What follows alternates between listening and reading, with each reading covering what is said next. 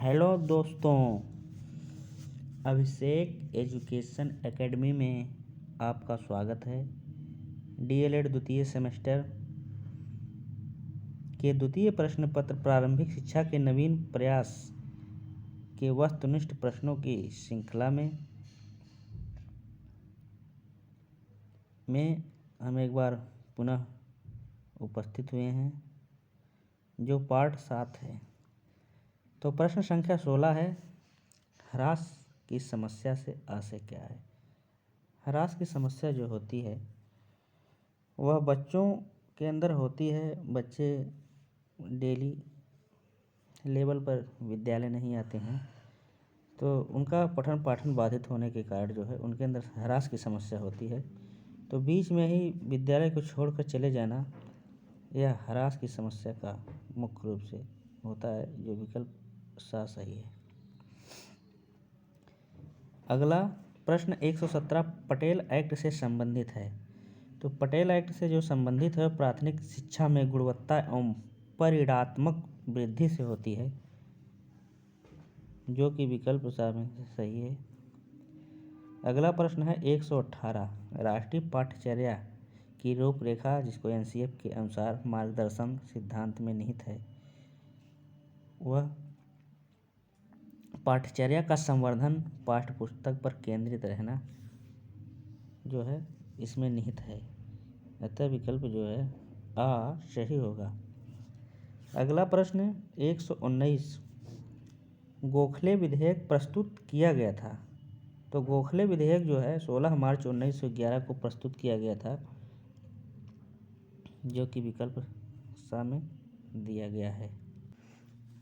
तो इस क्रम में अगला प्रश्न 120 हंटर कमीशन के समक्ष प्राथमिक शिक्षा को अनिवार्य व निःशुल्क करने का प्रस्ताव रखा था।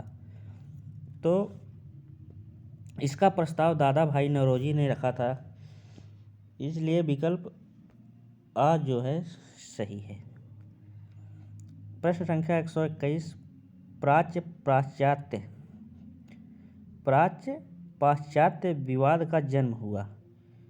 प्राच्य पाश्चात्य विवाद का जन्म जो है वह 1813 के आज्ञा पत्र से हुआ था।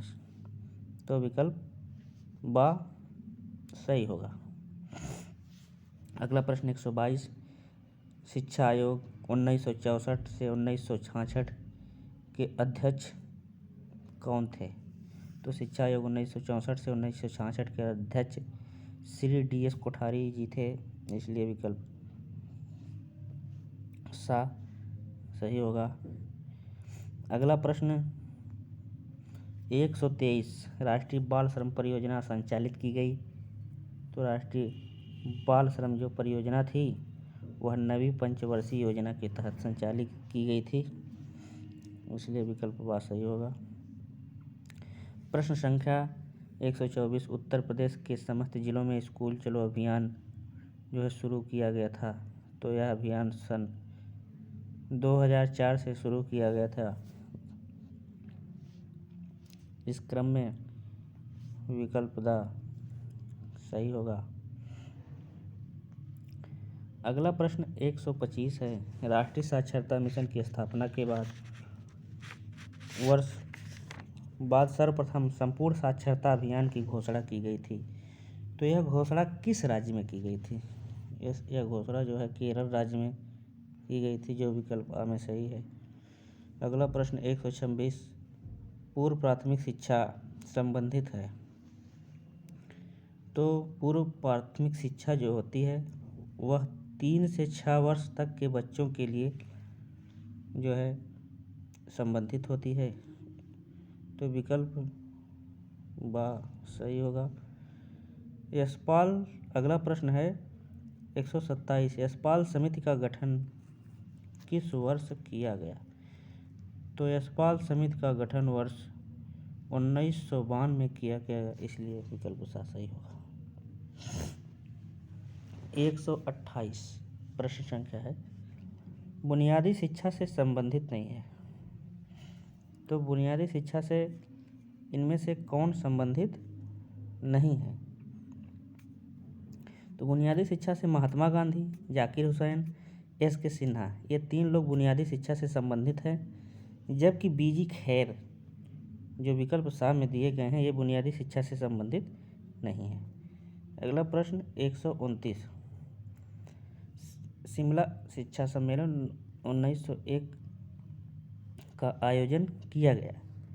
तो शिमला शिक्षा सम्मेलन 1901 का आयोजन जो है लॉर्ड कर्जन के द्वारा किया गया था, इसलिए विकल्प सही होगा। तो श्रृंखला की इस कड़ी में अगला प्रश्न है, शिक्षा को समवर्ती सूची में स्थान दिया गया। तो शिक्षा को समवर्ती सूची में 42वें संविधान संशोधन सन 1976 द्वारा जो है स्थान दिया गया था, इसलिए विकल्प सही होगा।